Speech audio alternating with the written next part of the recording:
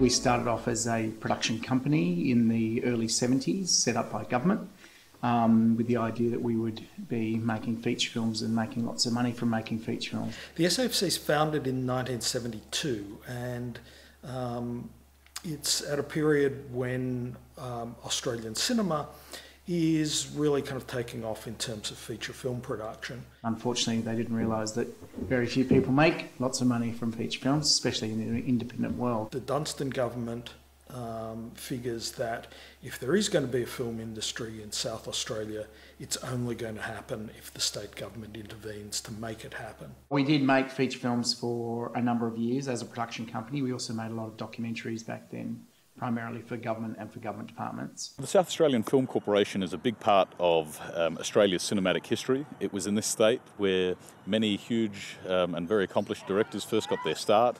Peter Weir with Picnic at Hanging Rock, films like Storm Boy and Sunday Too Far Away really kick-started our industry in many ways. As the 80s progresses, the SAFC under John Morris turns away from feature film production and gets involved more in television miniseries. In the early 90s, we shifted away from being a production company into being a screen agency, like many of the other agencies in the country, which are primarily designed to invest in films and support production in the state. Well, I think both Dunstan and Rann saw themselves as wanting to leave a legacy that was very much involved with the arts industries.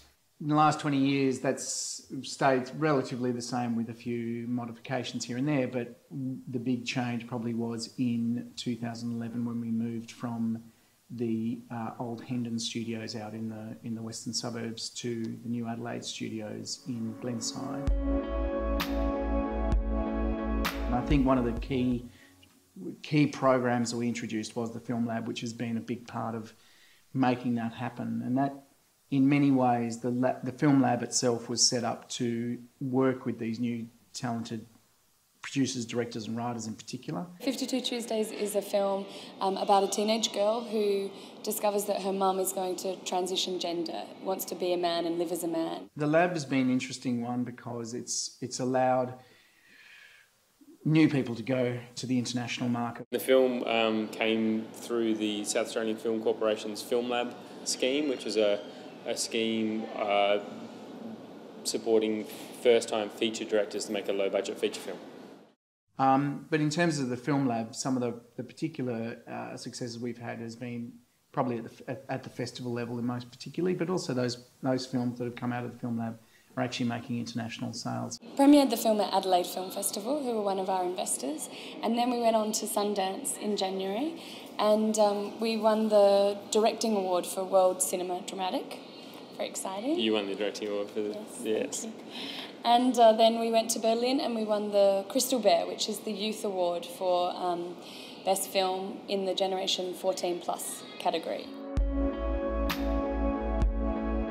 When I arrived, we had a handful of quite established producers and filmmakers here who'd been able to carve out a bit of a niche. I'm the director of a production company, Duo Art Productions, which makes internationally acclaimed feature films and documentaries. We've had a number of established people here who had already got that international track record. Duo Art has just finished production on Wolf Creek 2. The industry is an ecology where you need to have a chain of people at different levels all working through, and you need to have emerging people coming through, and you need to have the established people. The previous film was Swerve, which also was released theatrically in the US, starring Jason Clarke, David Lyons and Emma Booth.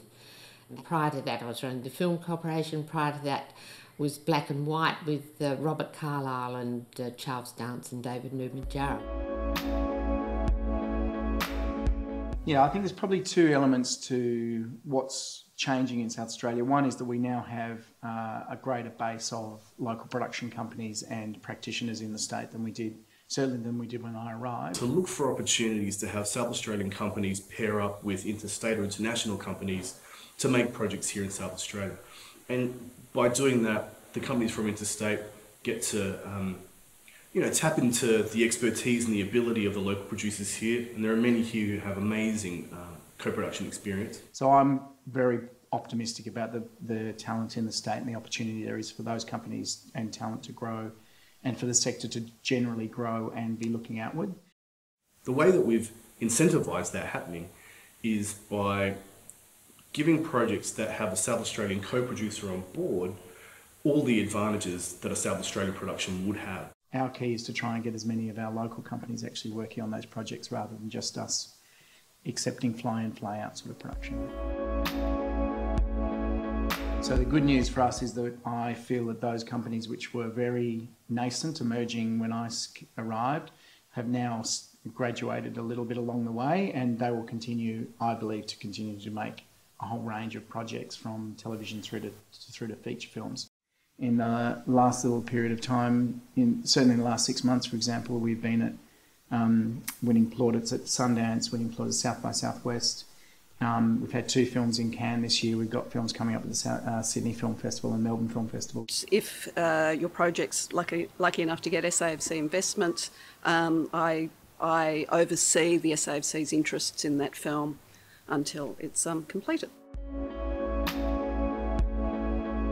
The 2 biggest achievements we've really had, I guess, firstly was winning, designing and then building these studios. So that was a pretty major achievement for the sector and has really been a game changer in terms of what we can do and how we'll be playing in the future. So I think the achievement of Glenside is something I'm very proud of, because that was all put in place while I was there. Our department looks after the day-to-day running of the Adelaide studios. So that encompasses the production facilities, tenant businesses that we have here, which is up to 25 of the production companies that are here. We look after the old building as well as the new building. We look after post-sound, which includes the mixing theatre, Foley and ADR. The studios offer us the opportunity to make feature films like we've always done for the last 40 years, but also attract that sort of production that we would never have been able to attract. Our film corporation remains exciting. I think our film industry remains exciting. I think we export, so many great people. The one bit of advice I can give filmmakers wanting to make their way, as I still am, is to retain their passion and sense of curiosity in the work that they're wanting to do, and particularly try and work with people who are better and more experienced than they are in some way, because it's in sharing with your ideas with people who've got more to contribute than you do that you can come up with something special. Our films are at their best when they're pretty much crews out there in small casts telling small stories, making small films that have got a human drama at the heart of them. So I think in the future that's a crucial role for them to continue to actually usher in the new generation of filmmakers.